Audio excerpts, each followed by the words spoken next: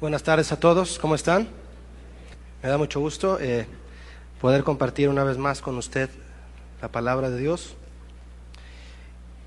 Y quiero invitarle a que abra conmigo su Biblia, por favor, en Isaías. Vamos a buscar, por favor, el capítulo 26.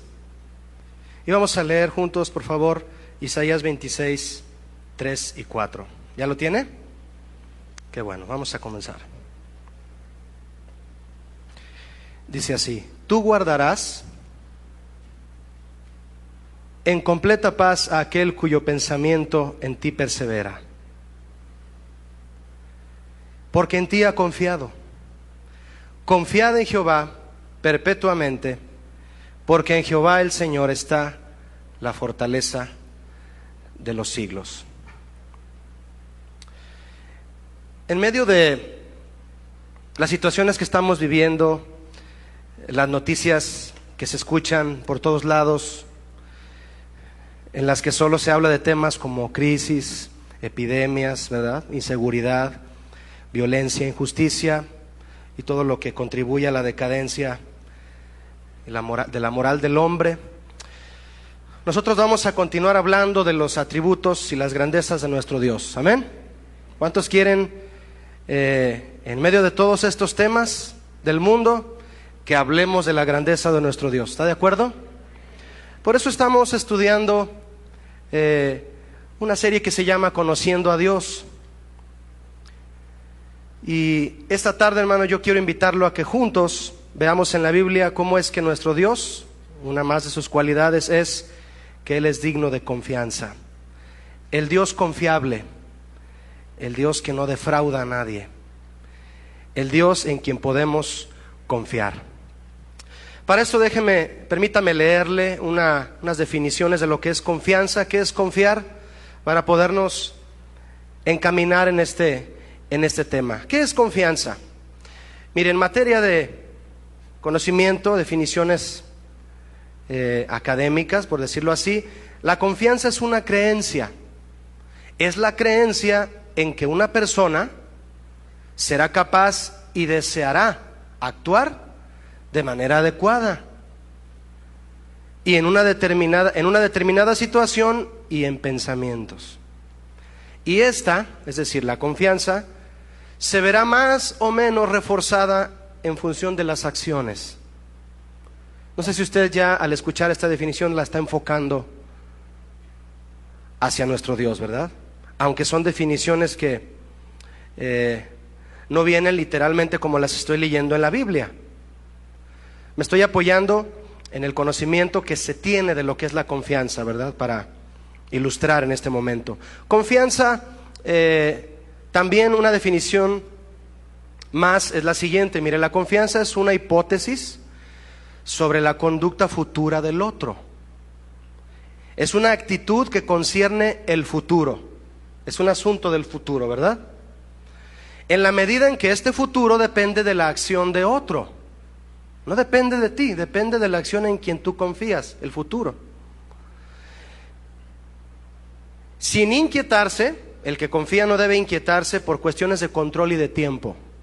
Cuando tú confías en alguien, en algo, no tienes por qué estar inquieto en cuestiones de si va a perder el control o no, o de cuánto se tarde. Fíjate qué definiciones que en realidad tienen bastante contenido de interés. Los humanos, cuando nos referimos al tema de la confianza, sabemos que es un aspecto de gran importancia en todo tipo de relaciones, ¿verdad que sí? En todo tipo de relaciones, en las relaciones familiares, conyugales. Imagínate una pareja de casados que no se tienen confianza. Qué desastre, ¿verdad? Familiares, conyugales, laborales. ¿Cuántos son aquí empleados de confianza? No es para que levantes la mano, es una pregunta para que la pienses, ¿verdad? ¿Cuántos son empleados de confianza? Es un término que se usa empresarialmente, ¿no? Empleados de confianza, e inclusive son empleados que son dignos de mayores privilegios que otros. Y precisamente se les confía cosas por los patrones, por los directores de manera más especial. ¿Qué tal en las relaciones ministeriales o amistosas, no? ¿Has perdido amigos por haber defraudado la confianza de alguien? Todos sin duda entregamos nuestra confianza solo a quien hemos comprobado que es digno de recibirla. Y con respecto a personas en quienes podríamos confiar, sabemos que no es fácil encontrarlas. No es fácil encontrar a alguien en quien confiar, hablando en cuanto a personas de confianza. No abundan. En un programa de radio, fíjese que se me hizo interesante, yo estaba escuchando a un hombre, estaba siendo entrevistado en cuanto a los problemas de la inseguridad en la calle. Y él dijo algo muy interesante, mire. Él dijo: la mejor manera de estar seguro hoy en día es desconfiando de todo mundo. ¿Cómo ve? Cuando vayas por la calle, fíjate bien si alguien viene detrás de ti, que está a punto, ¿qué va a pasar? Él hablaba de la inseguridad callejera y decía esto: qué irónico se ha vuelto el pensamiento del hombre en cuanto a la confianza en los demás, ¿no? Que precisamente por haber confiado uno, el otro encuentra ahí la oportunidad para abusar y sacar provecho, ¿verdad? De la confianza recibida. ¿Confiaste en mí? Es lo único que necesitaba para perjudicarte. Mucha gente es engañada en su confianza y cuando la entregan, ahí es cuando son perjudicados, ¿verdad? La Biblia, mis hermanos, es contundente con respecto a poner la confianza en los hombres, en las cosas que tú deberías poner tu confianza solo en Dios. Yo creo que tú me entiendes perfectamente cuando me refiero a que la confianza entre unos y otros, hablando aquí entre los seres humanos, bueno, pues siempre va a haber, Dios te va a permitir tener en quien confíes cerca de ti, a quien tú le confíes cosas materiales, cosas personales, todo en quien tú puedas abrir tu corazón. Sí los hay, sí hay amigos, contados con una sola mano y te sobran dedos, pero sí los hay. Pero yo me refiero a las cosas que le deberíamos de confiar solo a Dios. ¿Qué pasa cuando se las confiamos al hombre? ¿Qué sucede ahí? Por eso yo le quiero hablar del Dios que es digno de confianza. La Biblia es contundente. Vamos a ver, si es tan amable, vaya conmigo a Jeremías 17, ahí enseguida de Isaías.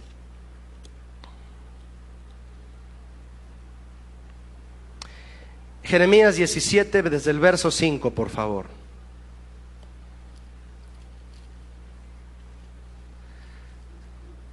¿Listos? Dice así. Vamos a ver el consejo bíblico respecto a confiarle a los hombres lo que le deberíamos confiar solo a Dios. ¿Bien? Jeremías 17:5 dice: así ha dicho Jehová, maldito el varón que confía en el hombre. ¿Lo dijo Jeremías o el Señor? El Señor, ¿verdad? Maldito el varón que confía en el hombre y pone carne por su brazo. ¿Qué es poner carne por su brazo? ¿Te has recargado en el hombro de alguien así? Oye, te tengo confianza. El que se apoya en otro. Y su corazón se aparta de Jehová. Será como la retama en el desierto, que es la zarza, la hojarasca. Y no verá cuando viene el bien, sino que morará en los sequedales en el desierto y en tierra despoblada y deshabitada. Mi hermano, ¿es contundente la Biblia o no en cuanto a confiar en el hombre? Siga leyendo conmigo, verso 5. Discúlpeme, sigue el 7. Lo que pasa es que quiero leerle, permítame, la versión Dios habla hoy. Por eso vi el 5 ahí, ¿verdad? Dios habla hoy, dice así, del verso 5 y 6. Dice: el Señor dice, maldito aquel que aparta de mí su corazón, que pone su confianza en los hombres y en ellos busca apoyo. Será como la zarza del desierto que nunca recibe cuidados, que crece entre las piedras, en tierras de sal, donde nadie vive. Así es el hombre que confía en el hombre, lo que debería confiarle a Dios. ¿Habrá cosas este día que tú deberías confiarle a Dios en lugar de confiárselas al hombre? Dice el verso 7, ahora sí, si eres tan amable leerlo conmigo: bendito el varón que confía en Jehová y cuya confianza es Jehová. ¿Puedes notar, mi hermano, qué distinto es decir confío en Jehová y decir mi confianza es Jehová? Es totalmente distinto. Imagínate decirle al Señor, no solamente confío en ti, Señor, tú mismo eres mi confianza. Eso es otro nivel.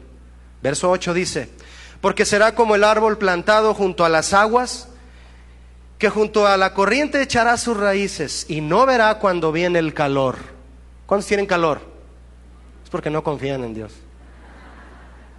No se crea. Sino que su hoja estará verde, y en el año de sequía no se fatigará ni dejará de dar fruto. Esos son los resultados del hombre que confía en el Señor. La Biblia nos enseña entonces, mi hermano, las diferentes circunstancias que resultan de confiar en Él o en el hombre, respectivamente. Pero, ¿por qué es tan contundente el consejo bíblico en cuanto a no confíes en el hombre? ¿Por qué? Le voy a decir por qué y lo vamos a leer en la Biblia también. Porque nadie conoce el corazón del hombre mejor que Dios. ¿Está de acuerdo? Nadie conoce mejor el corazón del hombre que Dios. Por eso dice el verso 9, vea conmigo. Engañoso es el corazón más que todas las cosas, y perverso. ¿Quién lo conocerá? Hay una pregunta, y mire la respuesta en el 10. Yo, Jehová. ¿Quién nos conoce mejor? El Señor. Dice que escudriño la mente, que pruebo el corazón, para dar a cada uno según su camino, según el fruto de sus obras. ¿Quién conoce mejor tu corazón que nadie, hermano? Dios. Por eso Dios dice en su palabra, no confíes en el hombre, no apartes de mí tu corazón. Como cristianos valoramos todo cuanto tenemos, sabiendo que Dios nos lo ha dado. ¿Cuántos saben que lo que tenemos Dios nos lo ha dado? Si quieres incluye lo material, porque también Él nos lo ha dado. ¿Sí o no? ¿Verdad que sí? Valoramos lo que Dios nos ha dado porque viene de Él. Pero la máxima prioridad de nosotros como cristianos es nuestra relación con Dios. Si no te acordabas, te lo recuerdo. Si tienes una religión y presumes una religión, mejor ten una relación con Dios y no la presumas. Uno de los aspectos que hace real y mantiene viva nuestra relación con Dios es precisamente que confiamos a Dios toda nuestra vida. Aquí está, como decía Chuy García en la administración, ¿verdad? No es mi dinero, Señor. Aquí está mi vida. Eso mantiene viva tu relación con Dios, si confías en Él.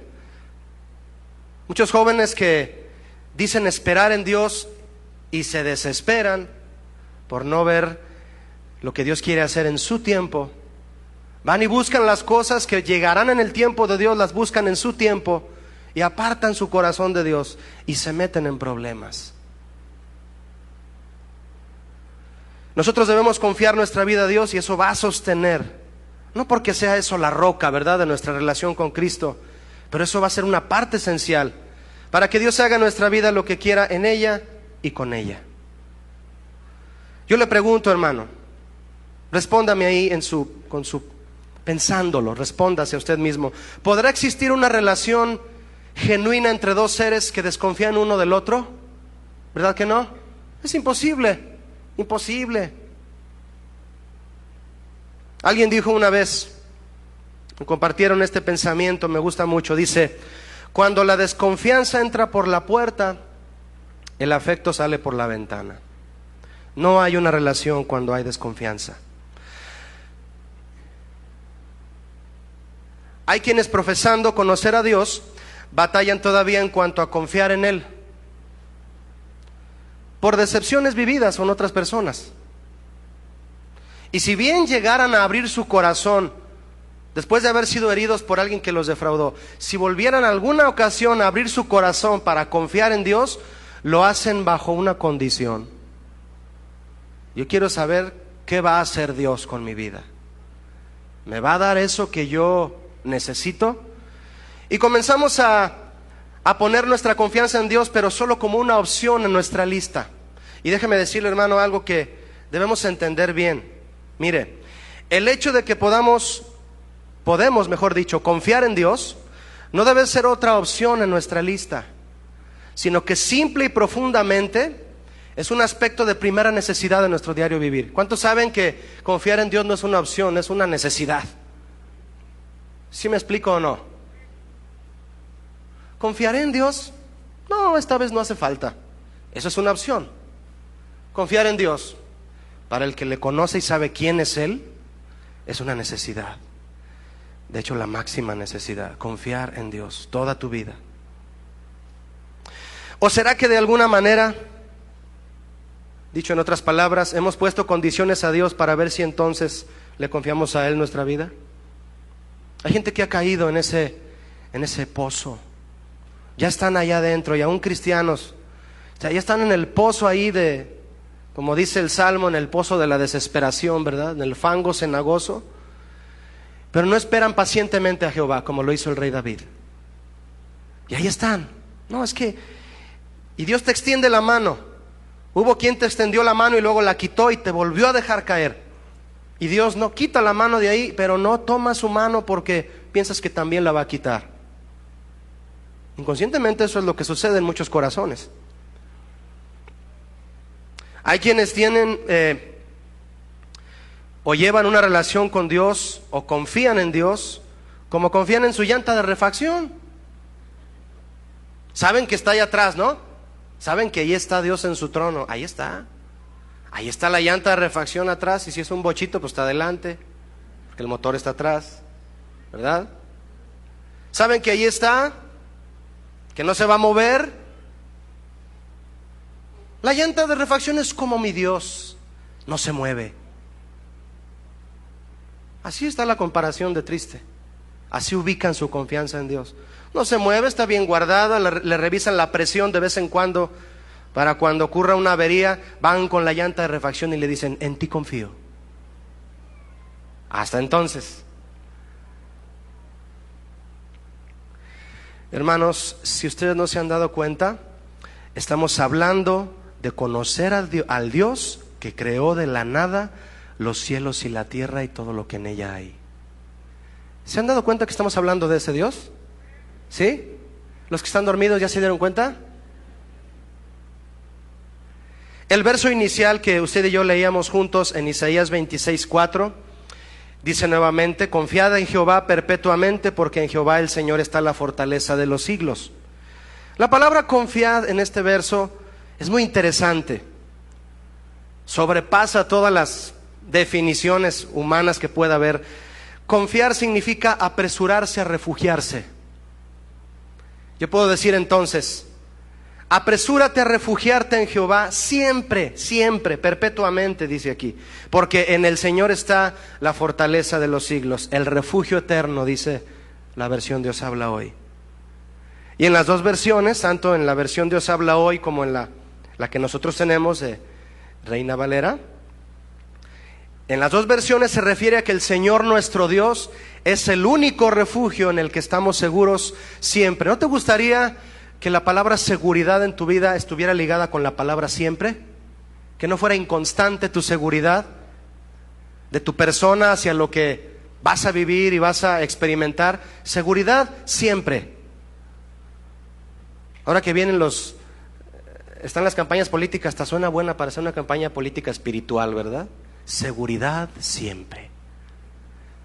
Seguridad en Dios perpetua, dice Isaías 26:4, porque Él es el refugio eterno. La seguridad que tenemos en Dios es eterna. Muchos todavía no lo entienden. El precio que hay que pagar por ella es confiar en Él. Ese es el precio de la seguridad en Dios, confiar en Él. Podemos definir hasta aquí entonces que confiar en Dios es permitir que Él tome el control absoluto de cada situación en nuestra vida y esperar que se realice en nosotros todo y solo lo que Él ha planeado.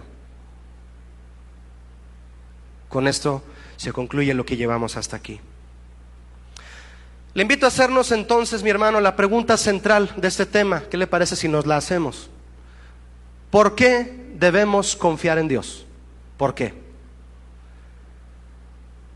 Saber y tener una convicción de que Dios es digno de la confianza de todos los que le amamos y le buscamos, debe resultar de un conocimiento de su persona.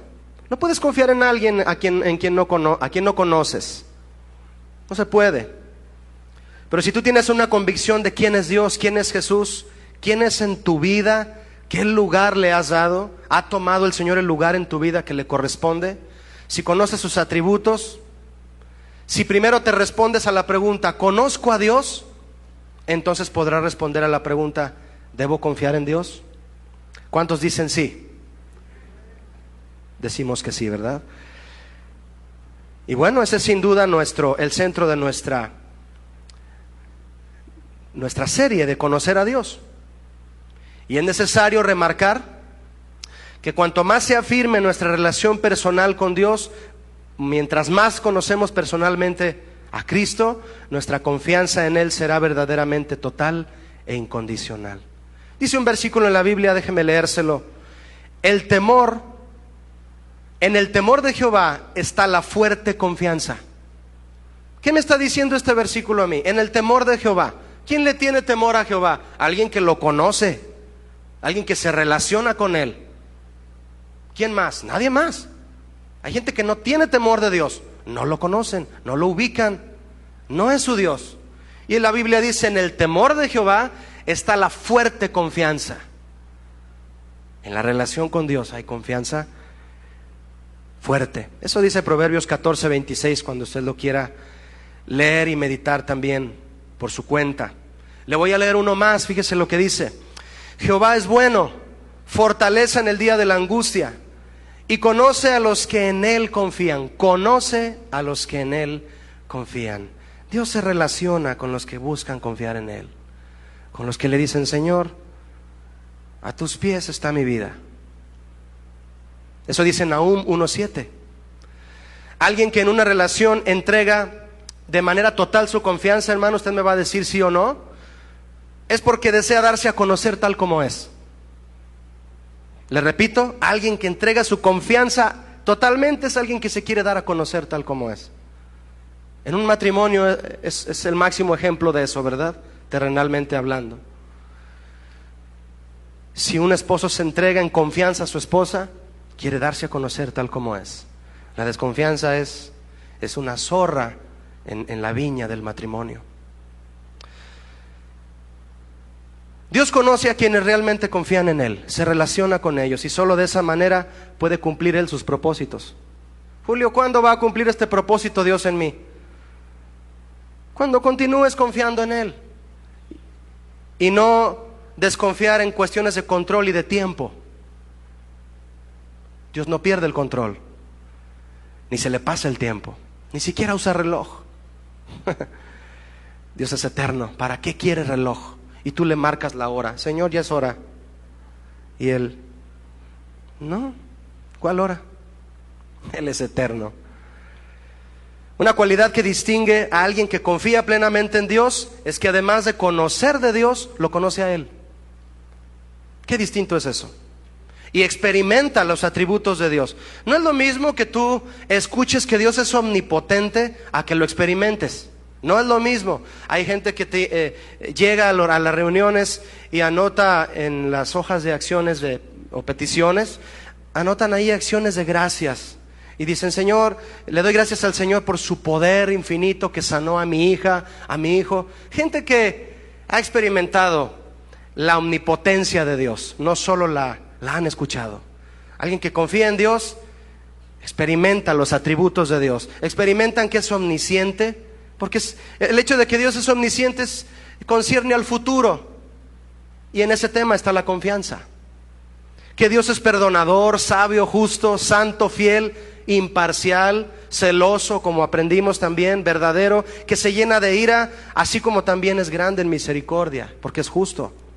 Además de guardar un celo profundo, le tiene un amor profundo a su pueblo. Y tantas otras cualidades que tú puedes descubrir más de Él en la Biblia. Solo en la Biblia. ¿Qué pensarías de alguien que estando tú condenado a muerte, llega y te dice, yo voy a morir por ti? Y a la hora del día del castigo de la condena, se va corriendo. Pobres de nosotros, ¿verdad? si eso hubiera sucedido. Este es un buen momento, ¿no crees?, para reflexionar si tú le has corrido a la hora del compromiso. Mis hermanos, solo Dios es digno de confianza en los aspectos eternos de nuestra vida. Yo le mencioné de manera, al inicio le mencionaba cómo es que hay una confianza que se tiene entre nosotros cuando trabajamos juntos como seres humanos, y cuánto se necesita que haya gente de confianza, ¿verdad? Pero ¿qué hay con respecto a las cosas eternas? En las cosas eternas, mi hermano, no debemos jugar en ponerlas bajo la confianza de alguien que no sea el Señor. También la Biblia es contundente al respecto de poner la confianza en otros dioses. La Biblia dice, escuche, serán vueltos atrás y en extremo confundidos. ¿Estás confundido? Los que confían en ídolos y dicen a las imágenes de fundición, vosotros sois nuestros dioses. Van a ser confundidos. Isaías 42:17 dice eso. ¿De quién está hablando aquí? ¿No está hablando de los idólatras? ¿Qué te parece si le tiramos duro a los idólatras? ¿Te gustaría? Nada más ponte un casco, no sea que te vaya a caer la piedrota. Hay que tirarle duro a los idólatras, porque los idólatras, ¿qué hacen? Hablando de confianza, lo que hacen ellos es confiar en imágenes de fundición. Les tiramos duro a ellos, ¿verdad? No, es que tú estás confiando en ese ídolo. Y criticamos. Vamos, yo le invito a ¿qué tiene? Vamos a criticar a los idólatras este día. A esos que juzgamos porque ponen su confianza en ídolos. Vaya conmigo al Salmo 115.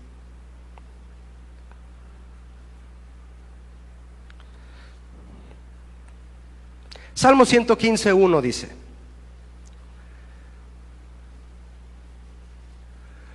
no a nosotros, oh Jehová, no a nosotros, sino a tu nombre da gloria, por tu misericordia y por tu verdad.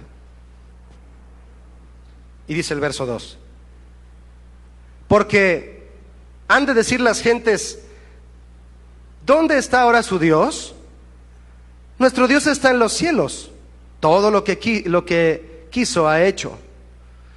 Los ídolos de ellos, son plata y oro, obra de manos de hombres. Le pregunto, mi hermano, aquí, ¿a quién se refiere cuando dice ellos? Diga conmigo, ¿a los que adoran ídolos? ¿Ya los ubicó? Usted no, a los que adoran ídolos de plata y de oro. A eso se refiere, a los que adoran ídolos visibles, hechos por manos de hombres. Pero le pregunto, ¿qué pasa con aquellos cristianos que confían en ídolos invisibles, hechos por su propia mente? ¿Qué características tienen los ídolos visibles en los que la gente sin Dios pone su confianza? Tú ya lo sabes, vamos a corroborarlos ahí en el verso 5, Salmo 115. Dice, tienen boca, mas no, ¿qué? No hablan. Tienen ojos, mas no ven. Orejas tienen, mas no oyen. Tienen narices, mas no huelen. Manos tienen, mas no palpan. Tienen pies, mas no andan. No hablan con su garganta. ¿Ya se dio cuenta cuáles son las cualidades de los ídolos visibles que la gente sin Dios, en quien la gente sin Dios pone su confianza? Pero le voy a decir una cosa, hermano. ¿Qué pasa con la capacidad, los logros, la fuerza, el conocimiento y todos esos recursos con los que solemos contar en las situaciones de la vida? Son ídolos invisibles que no tienen ni siquiera boca, no tienen ojos, no tienen orejas, no tienen narices, no tienen manos, no tienen pies, pero le rendimos más culto que a los ídolos que menciona el Salmo 115. No adoras a un ídolo y te vas detrás de él hasta la basílica, ¿verdad? Pero cómo confías en tus fuerzas y en tu capacidad y en tus estudios y en lo que tú tienes. Ese es un ídolo invisible.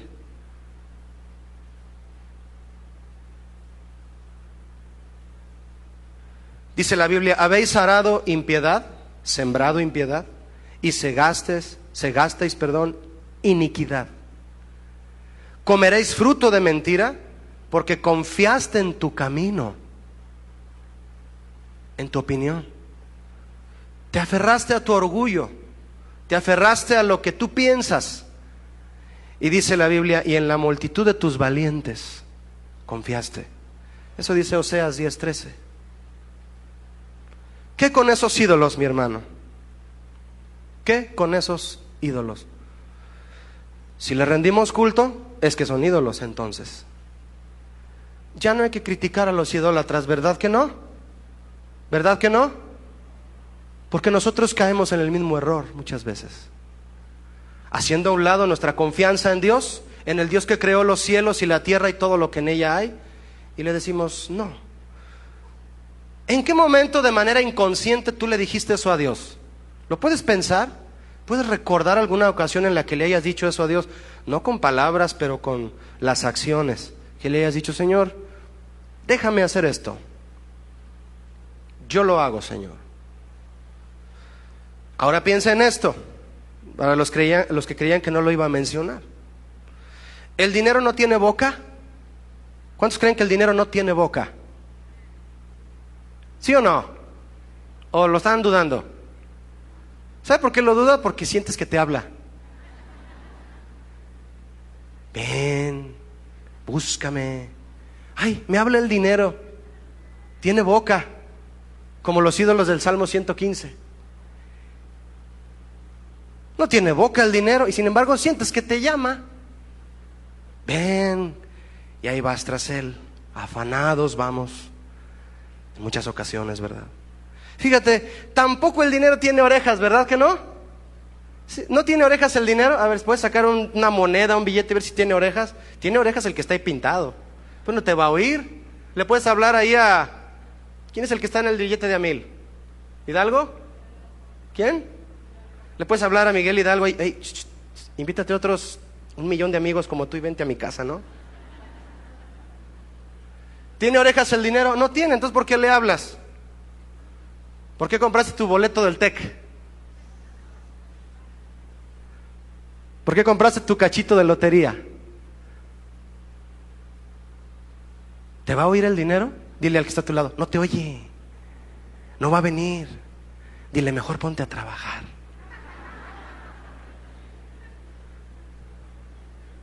Le hablan al dinero y no tiene oídos. Y le dicen: es que confío en ti. Verso 8 de Salmo 115. Semejantes a ellos son los que los hacen, y cualquiera que confía en ellos. Semejantes son ¿a qué, mi hermano? Semejantes son los que confían en los ídolos que ellos mismos hacen. Los que confían en el dinero son como el dinero, ¿sí o no? En primer lugar, sucios. En segundo lugar, inestables. En tercero, pierden cada día su valor. Así son los que adoran el dinero, como su ídolo. Semejantes son a ellos, dice la Biblia. Verso 9. Oh Israel, confía en Jehová. Él es tu ayuda y tu escudo. Y por favor, ponga atención, hermano, cuántas veces dice ayuda y escudo. ¿Qué es ayuda? El que te va a sacar de la situación, siempre. ¿Y qué es escudo? El que te va a cuidar. El que va a cuidar tu carro aquí afuera, para que no te roben los espejos. No, eso no. Dios no tiene tiempo de andar cuidando eso, ¿verdad? Dice el verso 10. Casa de Aarón, confiad en Jehová. Él es vuestra ayuda y vuestro escudo. Otra vez lo dice. Y verso 11. Los que teméis a Jehová, o sea, los que se relacionan con Él, o sea, los que lo conocen, saben quién es Dios, confíen en Jehová, dice aquí. Él es vuestra ayuda y vuestro escudo. ¿Quieres alguien que te ayude y alguien que te cuide? Jehová el Señor. ¿Qué hay con respecto a nuestras necesidades? Ve conmigo ahora, hermano, a primera carta de Juan, casi al final de la Biblia, capítulo 5, por favor. Vamos a tocar este tema también, porque es importante con respecto al tema de la confianza. Primera carta de Juan, capítulo 5. Está antes de Judas y luego está Apocalipsis. Ahí está cerquita del final de la Biblia. Primera carta de Juan, capítulo 5, 13. Dice así: estas cosas os he escrito a vosotros que creéis en el nombre del Hijo de Dios. ¿Cuántos creen en el nombre del Hijo de Dios aquí? Bueno, esta carta es para ti. La vamos a aceptar, ¿verdad? Dice, para que sepáis que tenéis vida eterna. ¿Cuántos saben que tenemos vida eterna? Yo sí sé. Yo sé que tú también. Y para que creáis en el nombre del Hijo de Dios. Verso 14. Y esta es la confianza que tenemos en Él, que si pedimos alguna cosa conforme a su voluntad, Él nos oye. Y si sabemos que Él nos oye en cualquiera cosa que pidamos, sabemos que tenemos las peticiones que le hayamos hecho. En nuestra relación con Dios, ejercemos confianza, pero también fe. ¿Sí? Y hay quien podría decir, Julio, es lo mismo. La Biblia las pone en diferentes circunstancias, a estas dos virtudes, la fe y la confianza. ¿Sí?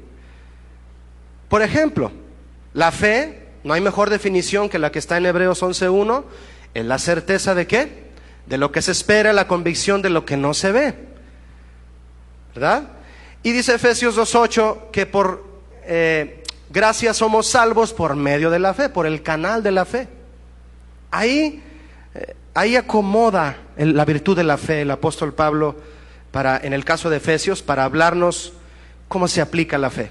Pero él también escribió que podemos confiar en Cristo. Fíjate, confiar en Cristo para tener acceso a los beneficios de Dios por medio de la fe. Dos virtudes aplicadas en circunstancias diferentes. ¿Sí? Por eso dice Efesios 3:12, en quien tenemos seguridad y acceso con confianza por medio de la fe en Él. La fe y la confianza. Yo estoy hablándote de la confianza. En este pasaje que leímos tú y yo juntos de primera carta de Juan 5:13, en el verso 14 principalmente, está la palabra confianza, ¿sí? Esa palabra confianza es una palabra que significa seguridad. Eso significa, es la palabra parresía en griego. Este verso que tú y yo hemos leído muchas veces es muy usado por aquellos que enseñan que podemos obtener de Dios cualquier cosa que pidamos. ¿Cuántos creen que podemos obtener de Dios cualquier cosa que pidamos? ¿Todos lo creen? ¿Aún cosas que no necesitemos? ¿Qué diferencia, verdad? Entonces no vamos a obtener todo lo que pidamos. Pero los hombres que enseñan esto no reflexionan en que nuestras peticiones son suplidas solo si son conforme a la voluntad de Dios. Vuelve a leer conmigo el verso 14 de primera de Juan 5. Nuevamente dice, y esta es la confianza que tenemos en Él, que si pedimos alguna cosa conforme a su voluntad, Él nos oye. La gente que piensa que Dios les va a dar todo, lo leen así. Fíjate cómo lo leen. Y esta es la confianza que tenemos en Él, que si pedimos alguna cosa, Él nos oye. ¿Está bien leído? No, ¿qué me brinqué? Me brinqué el pequeñito detalle que Dios me va a oír si está conforme a su ¿qué? A su voluntad. Ese es el secreto, hermano, de saber pedir a Dios lo que necesitamos cuando se trata de pedir, ¿verdad? Y confiar en Él. Y se enseña mal. Y nosotros tal vez hemos caminado durante un lapso de tiempo creyéndolo de esta manera. Si tú lo has creído de esta manera, déjame recordarte que la Biblia dice que Dios te va a dar las cosas que tú le pides si están conforme a su voluntad. Si hemos de dar nuestra confianza a Dios, debemos saber que esta, es decir, nuestra confianza, queda sujeta a los designios de su voluntad. ¿Cuántos dicen amén a esto? Los que están convencidos. Los que le han estado pidiendo a Dios algo que Dios no te va a dar porque no te conviene, se quedan callados así, ¿verdad? Se enojan conmigo y dicen, no, Dios me lo va a dar. No, hermano, si no está en su voluntad no te lo va a dar. Y tú estás confiando de una manera falsa, de una manera errónea. No se debe confiar así en Dios. Un cristiano no debe confiar en Dios solo porque Él puede darle todo lo que pida. Imagínate, hermano. Más bien debe confiar en Dios al saber que en su voluntad de Él, Dios le suplirá lo que realmente necesita. Lo que realmente necesita. Mi hermano, muchos ponemos en la lista de peticiones a Dios cosas que no necesitamos. Piensa en eso. Ve conmigo ahora a Juan 6, por favor, el Evangelio de Juan.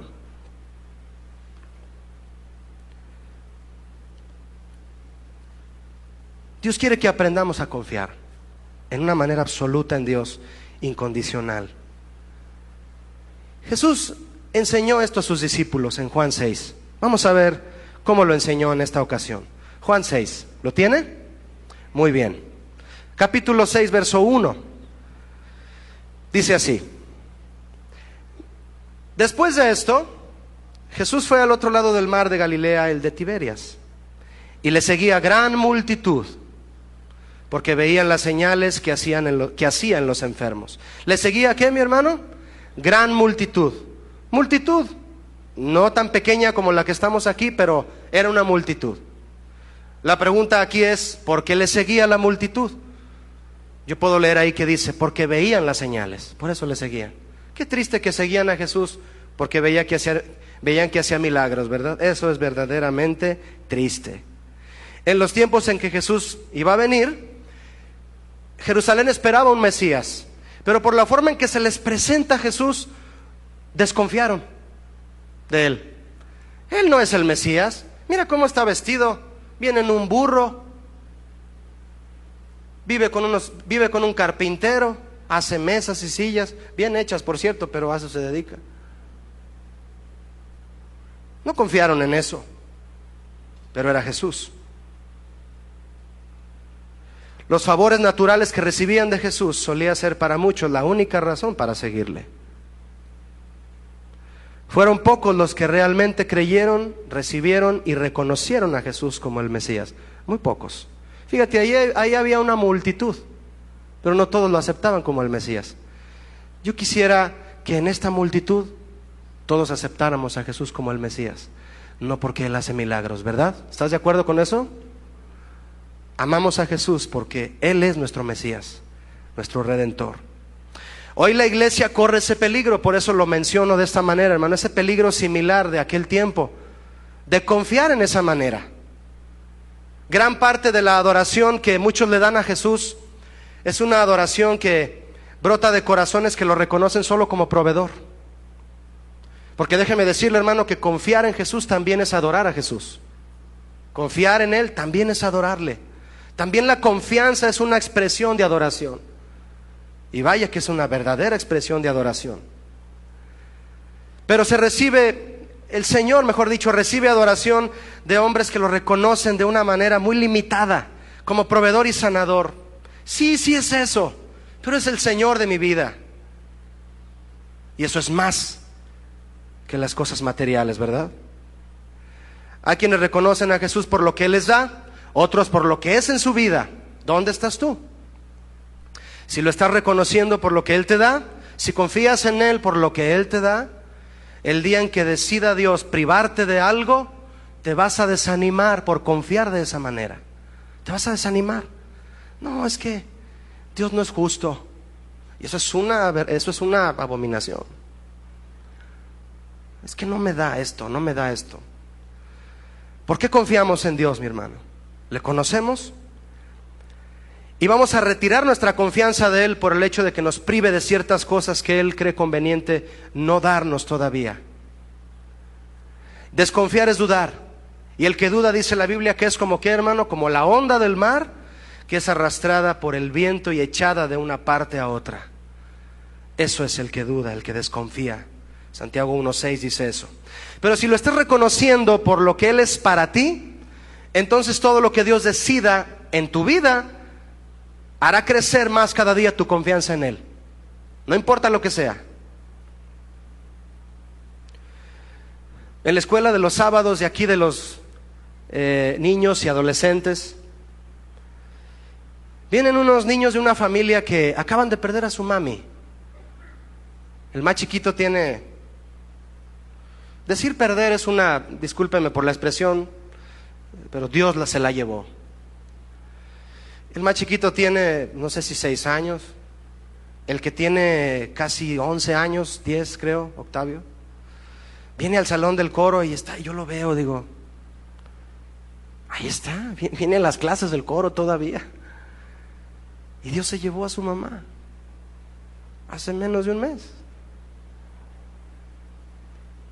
Cuando Dios decida privarte de algo, si no lo conoces a Él, si no tienes tu confianza puesta en Él al 100%, te vas a desanimar.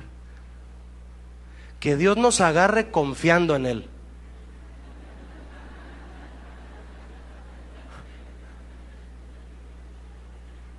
¿Qué creyó que iba a decir o qué? Que Dios te agarre confiando en Él. Ahorita se me salió, hermano, se lo juro que no lo tengo anotado. ¿Qué revelaciones da el Señor?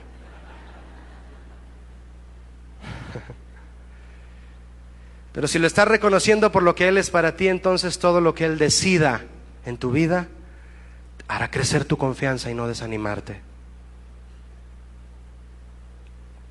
Pablo les dijo a los de Corinto, porque todas las promesas de Dios son en Él, en Jesús, son sí en Él, amén, por medio de nosotros, para la gloria de Dios. ¿Qué es eso? ¿Qué significa? Todas las promesas que el Padre hizo de cosas eternas, de cosas que valen, te dijo que sí a través de Cristo. ¿Quieres vida eterna? Tú le dices, Señor, dame vida eterna, quiero servirte. Y Él dijo sí cuando entregó a Jesús. Jesús es el sí de Dios a las promesas fundamentales del cristianismo de parte de Dios. Jesús es el sí de Dios a todas nuestras necesidades. Dije necesidades, no caprichos. ¿Amén? ¿Notas la diferencia entre necesidad y capricho? Todos, ¿verdad? Solo un niño no lo nota. Perdón por lo de nota. Encapricharse con Dios por algo es abuso de confianza. Estamos hablando de confiar en Dios, pero encapricharse con Él es abuso de confianza. Decretar lo que tendrás, clásico, ¿verdad? Decreto que tendré esto, porque Dios me lo prometió. Eso es abuso de confianza. Piden y no reciben porque piden mal, dice Santiago 4:3, para gastar en vuestros propios deleites. Piden y no reciben. Imagínate que dijera, piden y Dios les da y lo gastan en sus propios deleites. ¿Tú crees que Dios nos va a dejar gastar en nuestros propios deleites algo que Él nos da? Fue algo que tú obtuviste por tu fuerza. Cuando un cristiano confía de verdad en Dios, sabe que las verdaderas necesidades, las importantes, Dios ya las ha suplido todas en Jesús. Te pregunto una cosa, hermano, por favor responde ahí en tu corazón, en tu mente, respóndete a ti mismo. ¿Cuántos de ustedes saben bien cuáles son sus verdaderas necesidades? ¿Cuáles son? Tú respóndete. ¿Qué es lo que necesitas realmente? Eso, déjame decirte, hermano, Dios ya lo suplió. Tal vez vienes cabizbajo por falta de un empleo, te despidieron antier, porque no pudo haber sido ayer, el viernes solamente, ¿no? Y vienes pensando en eso como tu máxima necesidad. Y el Espíritu Santo queriendo hablarte y decirte, tienes a Cristo, tienes la salvación, tienes el perdón de los pecados, tienes una familia, tienes bendiciones, tesoros, herencia eterna en Cristo, y tú ahí, no tengo trabajo. Se sufre por una necesidad. Yo lo entiendo. No estoy juzgándote mal si no tienes trabajo. No. Pero lo que te pregunto ¿es tu máxima necesidad? Si Él es mi pastor, nada me faltará, ¿verdad que no? Dice la Biblia, la promesa que Él nos hizo fue la vida eterna. Primera de Juan 2:25 dice eso. Esta es la promesa que Dios nos hizo, la vida eterna. Dime una cosa, ¿cuántos creen aquí que tienen vida eterna? De veras, por favor. ¿Sí tienen vida eterna? De veras, de veritas. ¿Por qué te afanas por lo demás? Dice también la palabra de Dios, mantengamos firmes sin fluctuar, sin dudar, sin vacilar, la profesión de nuestra esperanza, porque fiel es el que prometió. ¿Cómo es nuestro Dios, mi hermano? Diga, fiel. ¿Puedes confiar en Él? Dice, sí. Sí, vamos a confiar en Dios. Él es digno de confianza. Eso dice Hebreos 10:23, por los que están interesados en saber dónde está. La fidelidad de Dios es el cimiento de nuestra confianza. No quiere decir que Cristo no sea la roca de nuestra vida, de nuestra relación con Dios, no. Pero es un aspecto fundamental de nuestra relación con Dios, nuestra confianza en Él. Ya lo hemos mencionado. Volviendo a Juan 6, verso 3, ahí donde tienes tu Biblia abierta, Juan 6:3. Entonces subió Jesús a un monte y se sentó allí con sus discípulos. Se sentó. ¿Se ha sentado? ¿Por qué te sientas en esa silla donde estás? Pues para estar descansado, ¿verdad? Imagínate que los tuviera parados aquí hasta ahora 15 minutos. No, pues se van todos, me dejan aquí. Jesús se sentó con sus discípulos. Si Jesús descansa, sus discípulos también. Amén. La confianza trae descanso. La confianza trae descanso. Verso 4. Y estaba cerca la Pascua, la fiesta de los judíos. Cuando alzó Jesús los ojos y vio que había venido a él gran multitud, dijo a Felipe, ¿de dónde compraremos pan para que coman estos? ¿Quién preguntó eso? ¿Felipe o Jesús? Jesús. Imagínate, hermano, en una situación de necesidad. Tú estás ahí en una necesidad. Imagínate que volteas arriba con el Señor para que confiar en Él y Él te dice a ti, ¿qué vamos a hacer, hijo? Imagínate a Felipe ahí. Felipe, ¿qué hacemos? ¿Quién le está preguntando a quién, verdad? ¿Qué dice el verso 6? Pero esto decía para probarle. ¿Probar qué? Su confianza. ¿Cuántos saben que nuestra confianza debe ser probada? Tiene que ser probada para que sea más grande y más valiosa cada día. Porque él sabía lo que había de hacer. ¿Quién sabía lo que había de hacer? Jesús, no Felipe. Jesús probó a Felipe para que buscara una solución humana y que le dijera, no hay ninguna solución humana, Jesús, no la hay, ¿por qué me preguntas? Bueno, te estoy preguntando para que te convenzas que tú no puedes hacer nada, Felipe. Sabiendo que no existía tal cosa, dijo, no, pues no hay nada que hacer. Las pruebas preparan el camino para la llegada de un milagro. ¿Quién va a hacer el milagro? Jesús. Y nuestra confianza no tiene por qué moverse. Verso 7. Felipe le respondió, 200 denarios, que es muchísimo dinero, de pan, no bastarían para que cada uno de ellos tomase un poco, le dice Felipe a Jesús. Cuando Jesús preguntó a Felipe dónde comprar esta cantidad de pan, Felipe lo que hizo fue calcular. Nosotros calculamos, no va a ajustar, sí va a ajustar, no, falta tanto. Cristo no quería calcular. Felipe lo hizo. Pero Jesús le enseña que los recursos naturales, en este caso financieros, no eran lo que iba a suplir esta necesidad. ¿Cuántos saben que aunque sabemos que el dinero no es una prioridad de nosotros como cristianos, cuántos saben que Dios nos lo tiene que recordar de vez en cuando? ¿No, sí está de acuerdo conmigo? Se nos olvida, ¿verdad? Y dices, ay, sí, Señor, perdóname. No es el dinero lo que me va a sacar adelante aquí. Nos lo tiene que recordar, ¿verdad? Felipe fue objetivo en relación a hacer algo a su alcance, pero no podía. Nosotros limitamos la obra de Dios, limitamos la mano de Dios, la detenemos por suponer de antemano que lo que nosotros hacemos es suficiente. Dice el verso 8, síganme por favor con su lectura, estoy en Juan 6:8. Uno de sus discípulos, Andrés, hermano de Simón Pedro, le dijo, aquí está un muchacho que tiene 5 panes de cebada y 2 pececillos. ¿Mas qué es esto para tantos? No ajusta. La confianza de Felipe era de calculadora, mientras que la de Andrés era una confianza medio optimista, ¿verdad? Pero no. Jesús quería ver algo más. Fíjese, hermano, ¿quién contaba con más recursos para suplir esa necesidad? ¿El muchacho que dio los pocos panes o los discípulos? Los que están dormidos, ¿qué opinan? ¿Quién contaba con más recursos para suplir esa necesidad? Repito, ¿el muchacho o los discípulos? No le pregunté a Jesús, ¿eh? ¿Quién contaba con más recursos? Los discípulos. ¿Cómo que el muchacho? ¿Qué pasó, mi hermano? No me falles. Los discípulos, ¿por qué? Porque tenían a Jesús a un lado. ¿Sí o no? Y sin embargo, al ver que el muchacho dio bien poquito, ellos dijeron, no, pues yo tampoco doy nada. Lo que el muchacho da no es ni para que coma el gorrón de Judas. ¿Yo por qué? No, ¿cómo voy? ¿Qué voy a poder dar yo?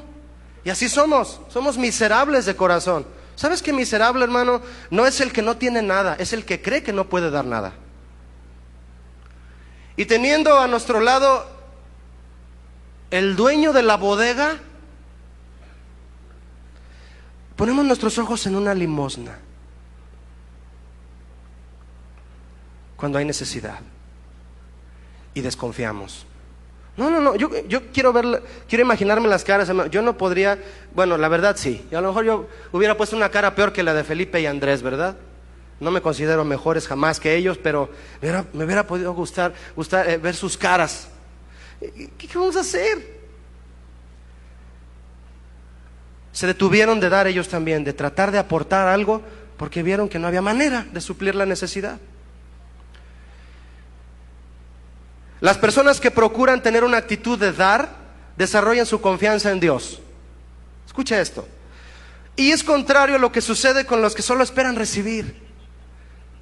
Si tú tienes una actitud de dar, no estoy hablando de despilfarrar, ¿eh?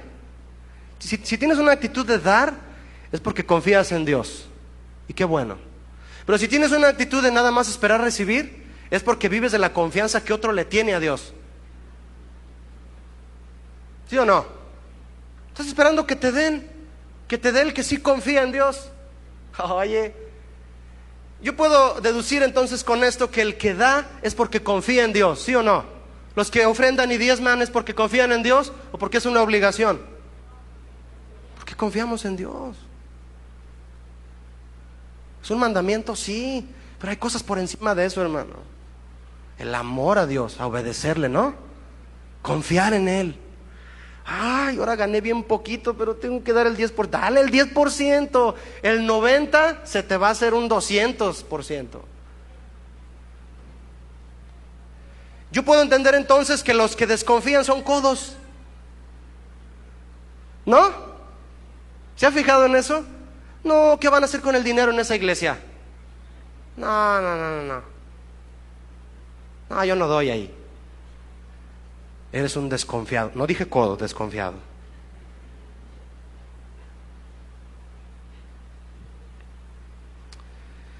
¿Estás hablando de dinero, Julio?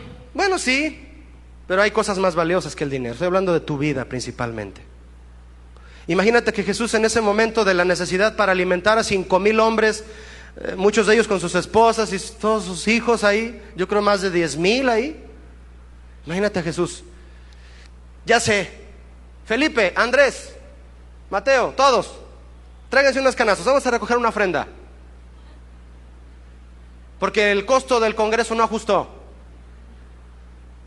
Vamos a cobrarle la entrada aquí a la conferencia del Monte de las Bienaventuranzas. Se va a llamar el Congreso Monte de las Bienaventuranzas.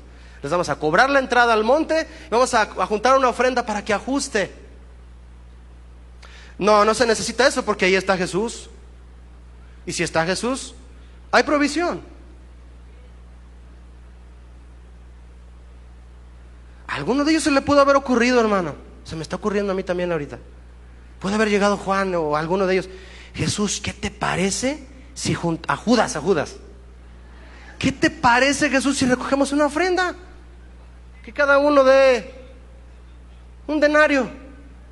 No era tan poquito dinero. Y ya todos comen. Imagínate la respuesta de Jesús a esos hombres que piden dinero. ¿Sí me expliqué, hermanos de internet? Ok, muy bien. Lo que cambió todo fue la actitud del muchacho que tal vez pensó, aunque sea poco lo que tengo, si lo doy todo será suficiente. Cuando le damos todo a Dios confiando en Él, por poquito que sea lo que le das, pero es todo lo que tienes, Él pondrá el resto, por mucho que pueda hacer.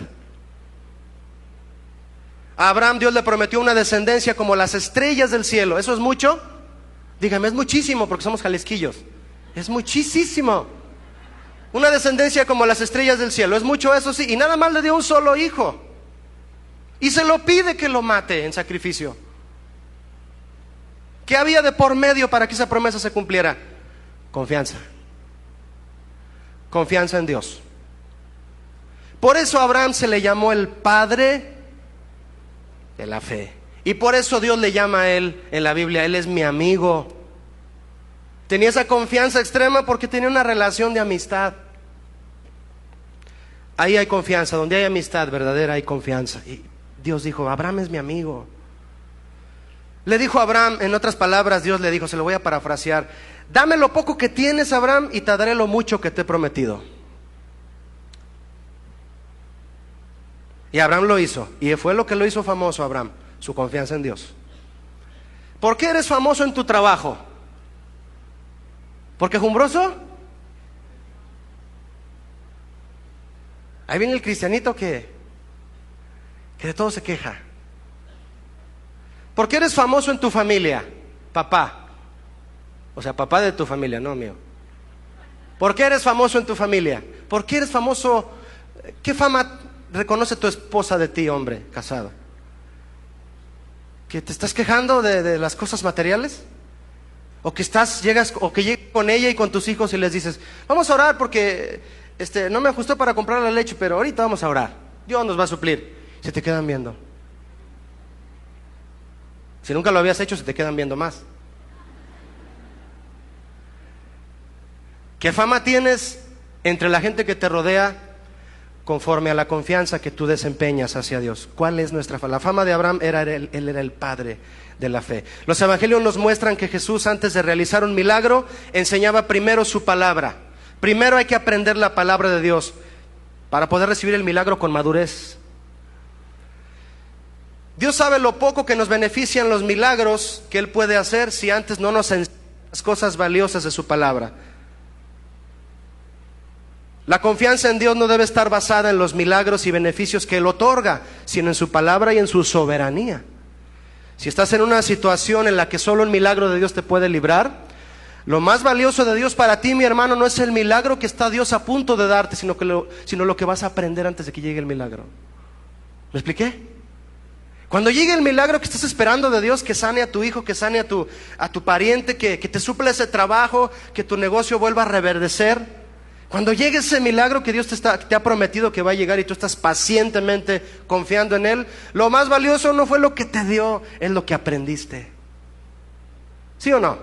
Jesús quería hacer milagros, sí, pero quería hablarles su palabra para que maduramente entendieran para qué es un milagro.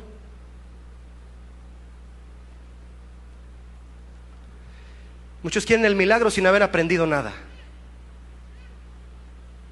Y hay mucha gente que ha recibido muchos milagros y no han aprendido nada.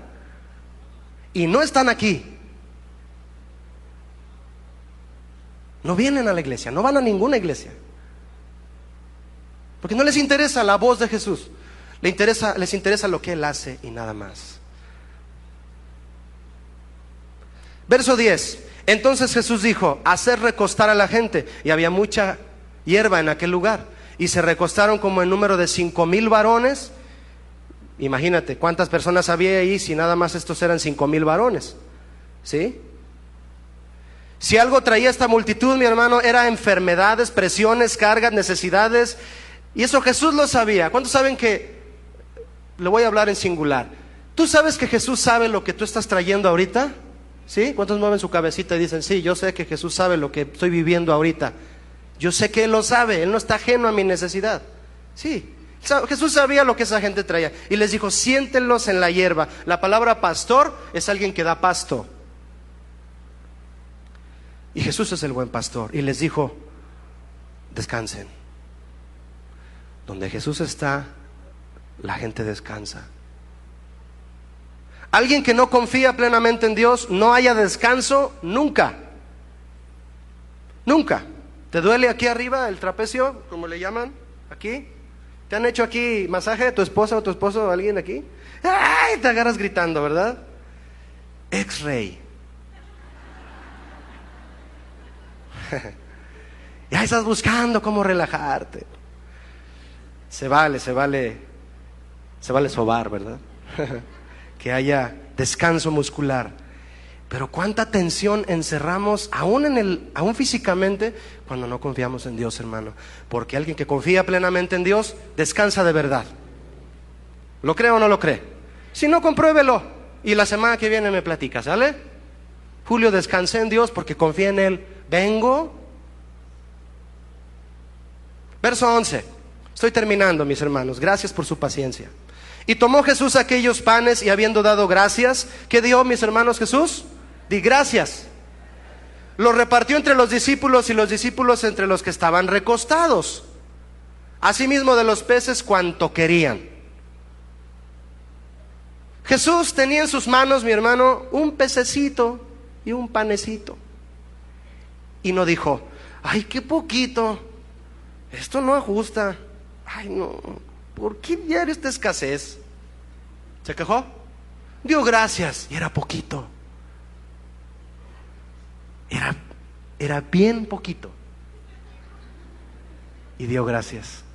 ¿Tú das gracias cuando es bien poquito lo que traes? Tengo que hacer algo para que despierten, hermano, porque el calor está tremendo. Le vuelvo a preguntar, ¿tú das gracias cuando traes poquito en tus manos? Cuando sacas la bolsa del pantalón y salen solo las basuritas de la lavadora. Así se las lleva el aire, ¿no? Y dices, gracias, Señor. O dices, ¿por qué no traigo dinero? Jesús no dijo eso. ¿Por qué es tan poquito, Padre? No, Él dijo, gracias. ¿Te has fijado que cuando oras en los alimentos, cierras los ojos? Y luego uno de tus hermanos ahí o tu esposo te hace una broma y te quita el plato, ¿no? Si es carne asada y fue poquito para todos, te quita el plato y ya abres los ojos y dices, ay, se lo robaron. Pero cuando tú cierras los ojos para dar gracias a Dios, lo que Dios hace es ponerte más platos. Te suple lo que necesitas, pues. Échale más agua a los frijoles cuando llegues a tu casa, ¿sale?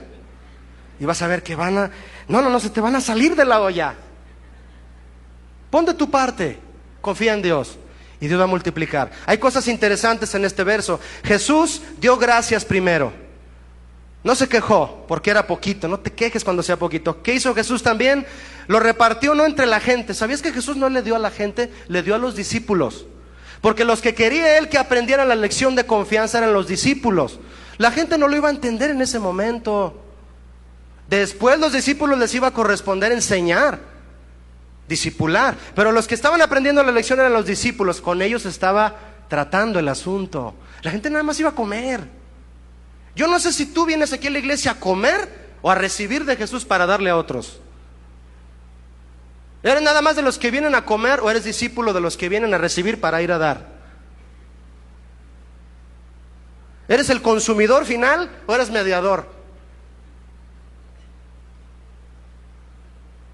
Mediador significa sacerdote, por cierto, en hebreo. Y el último punto que está aquí en este verso es que los discípulos lo repartieron entre la gente, confiando en que eran usados por Él. Jesús no fue el que le dio a la gente, le dio a sus discípulos. Jesús les da a los que confían en Él y ellos pueden repartir a otros, porque confiaron en Él. Verso 12 dice, de Juan 6, y cuando se hubieron saciado, hermano, no comieron un canapé, se saciaron, dice aquí. Dijo a sus discípulos, recojan los pedazos que sobraron. Imagínate, hermano. Yo creo que, ¿cuánto duraron comiendo? ¿Medio día? Yo creo que medio día, ¿no? Repartiendo, comiendo, todos ahí. Después, junten lo que sobró, dice Jesús. Si sobró es porque abundó. ¿Sí o no? Si sobró es porque abundó. Si a ti te llega a sobrar algo es porque te abundó. Y cuando sobra, hay que repartir. Hay que dar. Para que no se pierda nada, dijo Jesús. ¿Por qué? Porque Jesús es ordenado, no es un despilfarrado. La bendición de Dios es especial, debemos valorarla. ¿Qué haces con tu dinero, hermano? ¿Qué haces con él? ¿Lo cuidas? ¿Lo inviertes bien? Piénsalo, piensa en eso. Dice el verso 13: recogieron pues y llenaron 12 cestas de pedazos que de los 5 panes de cebada sobraron a los que habían comido. Hay una lección en esto. Dios da en abundancia. Toma lo que puedas darle, como lo que este niño dio, este muchacho dio. Habilidades, recursos, y multiplica su eficacia más allá de lo que tú piensas y de lo que diste. Lo multiplica de sobra. De sobra significa que Jesús multiplica las cosas más allá de lo que pensamos. Dice el verso 14: aquellos hombres entonces, viendo la señal que Jesús había hecho, dijeron: este es verdaderamente el profeta que había de venir al mundo. Qué triste que solo sea por señales que reconozcas a Jesús, y no porque hubo un momento en el que pudiste sentir su presencia. El Espíritu Santo iluminó tu mente para entender su palabra y saber quién es Él y conocerlo diariamente. Ellos hablaban de una profecía que está en Deuteronomio 18, por eso decían el profeta, que estaba prometido por Moisés. Jesús usaba los milagros para bendecir y proveer a su pueblo, aunque muchos lo siguieran solo por eso. Pero qué bueno que haya gente que a través de un milagro de Jesús lo reconozca como el Mesías y lo siga como tal y confíe en Él. Verso 15 por último dice: pero entendiendo Jesús que iban a venir a apoderarse de Él y a hacerle rey, volvió a retirarse al monte Él solo. Jesús dijo: yo no pienso hacer nada que no esté en el plan de mi Padre. Ustedes vienen a querer levantarme y exalzarme cuando no es tiempo. No voy a hacer nada fuera del plan de Dios. Yo confío en el plan de mi Padre hasta la muerte. Y lo hizo, confió hasta la muerte. Por el hecho de que Jesús confió en el plan de Dios y dijo: aunque estando en la cruz mi hermano llamó: Dios mío, ¿por qué me has desamparado? Puede llegar momentos en los que tú digas frases como esa: Señor, me siento solo, pero no lo estás. Pero permaneces confiando en Dios hasta el final, hasta que puedas decir como Jesús dijo también: consumado es. ¿Consumado es qué? El plan de Dios en tu vida, porque confiaste hasta la muerte. Porque nuestro Dios es digno de confianza. Quiero invitarte a reflexionar en 2 cosas para sellar este mensaje, por favor. Número 1, yo quiero invitarte, hermano, a que tú confíes en Dios. ¿A qué te puedo invitar después de hablar de esto? Confiemos en Dios totalmente. Nuestro Dios nos invita a confiar, siendo agradecidos en todo tiempo. Jesús dijo a sus discípulos: estas cosas os he hablado para que en mí tengáis paz. En el mundo tendréis aflicción. ¿Por qué? Por los problemas del mundo. Pero confíen, dice el Señor Jesús: yo he vencido al mundo. Yo he superado las situaciones que el mundo tiene para presionarlos. Yo las he vencido. ¿En qué está basada tu seguridad? Piensa esto antes de irte. Jesús dijo: yo he vencido al mundo, confía en mí. No lo dijo Juan, no lo dijo Pedro, lo dijo Jesús. Porque Él es quien restaura nuestra confianza hacia el Padre, conforme al propósito eterno que hizo en Cristo Jesús, Señor nuestro, en quien tenemos seguridad y acceso con confianza por medio de la fe en Él. Y a través de Cristo se restaura nuestra confianza si la hemos perdido por alguien que nos defraudó. No te estés dejando llevar por esos asuntos humanos. La invitación es de nivel espiritual. Eso dice Efesios 3:11. Cristo restaura nuestra confianza perdida.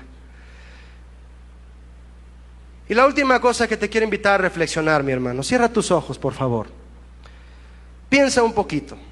Ahí, con todo y el calor que está haciendo, concentra tu corazón y tu mente en esto que quiero invitarte a meditar. ¿Tú eres digno de confianza? De la confianza de tu familia, de tus amigos. ¿Eres digno de la confianza de Dios? ¿Estás tratando de llevar una relación de confianza con Dios y tu esposa ya no confía en ti? ¿Tu esposo o mujer ya no confía en ti? Qué triste suena eso, ¿verdad? Confía en Jehová y haz el bien, y habitarás en la tierra y te apacentarás de la verdad. Deleítate a sí mismo en Jehová y Él te concederá las peticiones de tu corazón. Encomienda a Jehová tu camino, déjaselo a Él y confía en Él. y Él hará. Exhibirá tu justicia como la luz y tu derecho como el mediodía. Guarda silencio ante Jehová, no hables de más, y espera en Él. No te alteres con motivo del que prospera en su camino, por el hombre que hace maldades. Deja la ira y desecha el enojo. No te excites en manera alguna a hacer lo malo, porque los malignos serán destruidos. Pero los que esperan en Jehová, ellos heredarán la tierra. Ora conmigo, dile: Señor, dile en voz alta, iglesia: Señor, confiamos en ti, Señor. Dile en voz alta: tú eres soberano, tú haces bien las cosas, Padre, tu voluntad es perfecta. Señor, no es una opción que confiemos en ti, es una necesidad que tenemos, y no dejaremos de hacerlo, porque tú eres la fortaleza de los siglos, y tú guardarás en completa paz a aquel cuyo pensamiento persevera en ti, porque en ti ha confiado. Levanta tus manos, mi hermano, por última vez en esta tarde. Dile: Señor, no quiero volver a desconfiar de ti en ninguna cosa que yo creía que yo solo puedo lograr. Perdóname, Señor. Pídele perdón, porque, mi hermano, dejar de confiar en Dios es dejar de adorarle. La confianza es una expresión de adoración para Dios. Dile: Señor, quiero descansar en la hierba. Tú estás sentado y me estás dando la mano. Siéntate, descansa. No te preocupes, no te afanes. Confía en mí. Dame tu vida. Deja toda tu ansiedad a los pies de Cristo. Él tiene cuidado de nosotros, dijo el apóstol Pedro. Gracias, Señor, porque confiamos en ti y esperamos en ti. Que todos mis hermanos aquí, Señor, los invitados por primera vez, que comiencen una vida de confianza en ti, de que tú eres el proveedor, sí, pero eres el soberano Rey de nuestras vidas. En el nombre de Jesús, amén. Dios les bendiga, mis hermanos.